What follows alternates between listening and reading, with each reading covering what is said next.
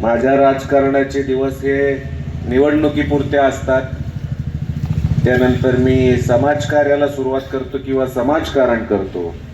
पण त्यामुळं माझं सगळ्यांना सांगणं आहे की कोणी उगाच बळच बाबा शेपटावर पाय ठेवायला जाऊ नका, उगाच आमच्या लोकांना त्रास द्यायला जाऊ नका. उलट पक्षी मी सर्व विरोधकांनाही आवाहन करतो की आपल्या गावाचा सर्वांगीण विकास करण्यासाठी जर तुम्हाला काही सुचवायचं असेल, काही कामं मांडायची असतील तर योग्य पद्धतीने मांडा. उगं काहीतरी स्टंटबाजी करायला जाऊ नका. वाघीण तर बरसलीच आहे, पण प्रीती, भाजपा म्हणजे फक्त संयम नाहीये.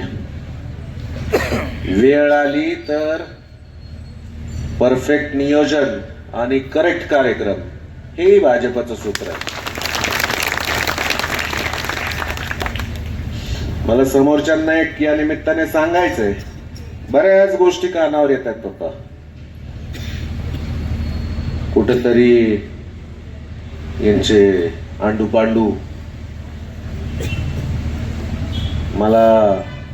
मी आता संयम ठेवायला शिकलो 2016 पासून. 2016 पासून मला नाही वाटत कोणी मला दांडा बिंडा हातात घेतलेलं बघितलं असेल, पण हातात घ्यायचं विसरलेलो नाही आणि चालवायचं तर त्याहून नाही. त्यामुळे मला असं काही जर कळालं, म्हणजे कळत नाही असं बिलकुल नाहीये, पण मी अजून संयम ठेवून आहे. आत्ता ज्या काही निवडणुका झाल्या या गेल्या 2-4 दिवसांमध्ये सगळ्यांना सांगतो, लक्षात ठेवा, नीट ऐका.